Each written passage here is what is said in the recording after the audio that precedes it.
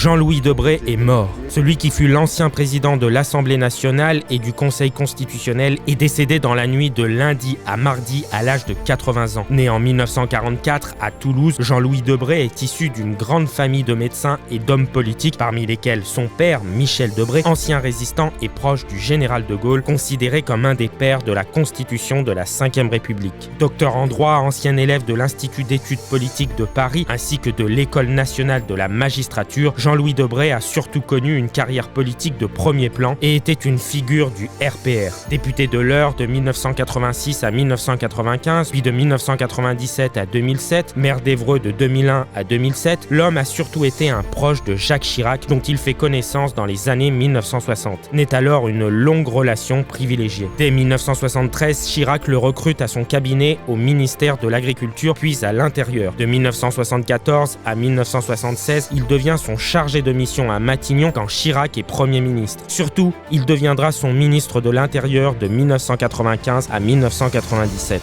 Une proximité qui l'opposera souvent à Nicolas Sarkozy. C'est un devoir de fidélité, je voulais présenter ma vérité sur Chirac. Pour moi, c'est 52 ans d'amitié, j'ai une grande affection pour lui. Confiait-il au Figaro en 2019 à propos de son livre « Tu le raconteras plus tard ». Président de l'Assemblée nationale de 2002 à 2007, dont il laissa un souvenir mémorable, il fut aussi président du Conseil constitutionnel de 2007 à 2016. Ces dernières années, il s'était consacré à l'écriture de livres et se produisait même sur la scène de certains théâtres parisiens. À l'annonce de sa mort, de nombreuses personnalités politiques lui ont rendu hommage. Parmi elles, le ministre de l'Intérieur, Bruno Retailleau, saluant un grand connaisseur et un grand serviteur de nos institutions qui aura marqué de ses convictions gaullistes la vie politique française, ou encore l'actuelle présidente de l'Assemblée nationale, Yaël Braun-Pivet, qui salue un homme qui n'aura eu de cesse de protéger notre République et ses institutions.